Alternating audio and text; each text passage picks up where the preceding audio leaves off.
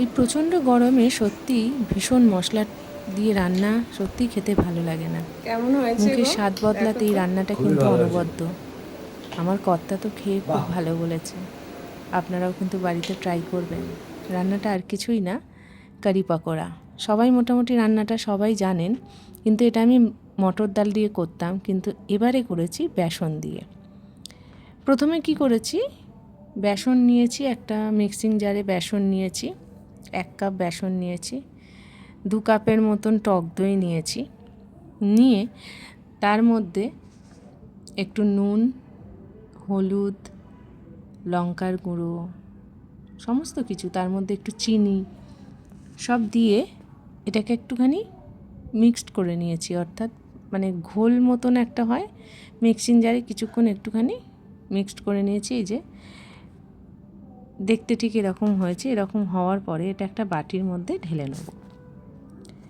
বাটির মধ্যে ঢেলে নেওয়ার পর যদি মনে হয় যে হলুদ একটু কম হয়েছে, হলুদ, লঙ্কার গুঁড়ো, চিনি, নুন সবই স্বাদ মতন একটু মেশাবেন। তার সাথে অবশ্যই দিতে হবে যেটা, সেটা জল।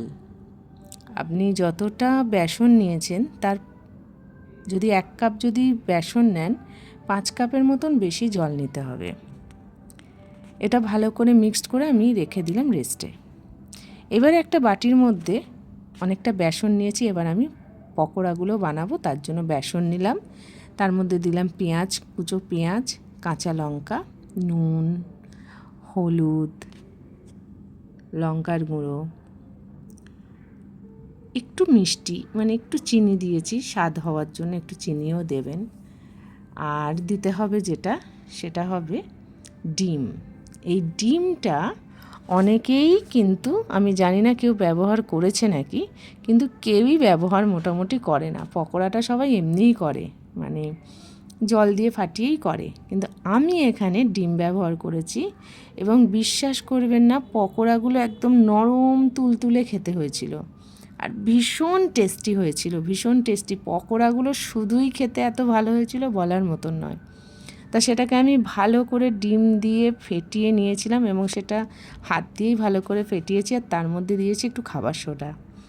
হ্যাঁ, খাবার সোডা দিলে কি হবে, একটু ফুলবে জিনিসটা, একটু ফোলা ফোলা, বড়াগুলো একটু ফোলা ফোলা হবে। ঠিক এরকমভাবে ফেটিয়ে রেখে দিতে হবে। খুব বেশি জলও নয়, জল জলেও নয়, আবার খুব বেশি মোটাও নয়। এবার আস্তে আস্তে গরম কড়াই করে তেলটা গরম করে তার মধ্যে আস্তে আস্তে আমি বড়াগুলো ছেড়ে, যেরকমভাবে আপনারা চামচে করেও দিতে পারেন, হাত দিয়েও দিতে পারেন, দিয়ে বড়াগুলো আমি এইভাবে ভেজে নিয়েছি। এপিট ওপিট করে ভালো করে ভেজে ওই যে তেলটা ছিল তার মধ্যে মেথি, শুকনো লঙ্কা, গোটা জিরে ফোড়ন দিয়ে তার মধ্যে পেঁয়াজ দিয়েছি, কুঁচো কুঁচো করে রাখা পেঁয়াজগুলো দিয়ে দিয়েছি। পেঁয়াজটা যতক্ষণ ভাজা হচ্ছে আমার মনে পড়লো আমার তো এই বাবা কারি পাতা তোলা হয়নি। তা চলে গেলাম বারান্দায়। বারান্দায় আমার গাছে কারি পাতা হয়েছে, সেখান থেকে একটা ডাল তুলে নিয়ে এলাম। বেশি তুললেই আমার মেয়ে রাগ করবে। খুব অল্প সংখ্যকই কারি পাতা তুলে নিয়ে এসেছি তরকারিতে দেবো বলে। তারপর আমি একটুখানি আদা রসুন শিলে বেটে নিয়েছি। এটা আপনারা মিক্সিতেও বাটতে পারেন। আমি ছোটোখাটো অল্প স্বল্প যদি মশলা হয় সেটা আমি শিলনোড়াতেই বাটি, ভালোও লাগে বাটতে। তা ভালো করে বেটে নিয়েছি। এবার যখন দেখছি পেঁয়াজটা বেশ ভাজা ভাজা হয়ে এসছে, তার মধ্যে আমি কারি পাতাগুলোও দিয়ে দিয়েছি একটু ভাজা হওয়ার জন্য। তা কারি পাতাগুলো যখন ভাজা হচ্ছে, একটু ভালো করে ভেজে নেড়ে চেড়ে একটু ভেজে নেওয়ার পরে আস্তে আস্তে আদা রসুন, সেই পেঁয়াজটা ভাজা পেঁয়াজের মধ্যে আদা রসুন, তারপর তার মধ্যে হলুদ, লঙ্কার গুঁড়ো, ধনে গুঁড়ো, জিরে গুঁড়ো, মানে সমস্ত কিছু দিয়ে একটু ভালো করে কষিয়ে নিতে হবে। বেশ একটা সুন্দর গন্ধ ছাড়বে। অবশ্যই তার মধ্যে একটু নুন দেবেন। ভালো করে নুন একটু মিষ্টি দিয়ে ভালো করে নেড়ে নিতে হবে, এবং ভালো করে বেশ কষানো যখন হয়ে যাবে, ওই যে আমরা ঘোলটা তৈরি করেছিলাম দই বেসনের যে ঘোলটা, সেটা আস্তে আস্তে মানে একদম গ্যাসটা পুরো লোতে রেখে, মানে একদম চড়া গ্যাসে এটা দেবেন না, দইটা ফেটে যাবে। একদম গ্যাসটা লো রেখে তখন এই আস্তে আস্তে ঘোলটা ঢেলে দিয়ে আস্তে আস্তে নাড়াবেন। নাড়াতে নাড়াতে কিছুক্ষণ পর যখন দেখবেন ওটা মানে একটু একটু করে যখন গরম হয়েছে, ফুটে উঠেছে, তখন এটা একটু ঘন হয়ে যায়। ওই ঘন হয়ে যাওয়ার পরে আস্তে আস্তে আমি কী করলাম, পকোড়াগুলো দিয়ে দিলাম। যে বড়া পকোড়াগুলো তৈরি করেছিলাম সেগুলো দিয়ে দিলাম।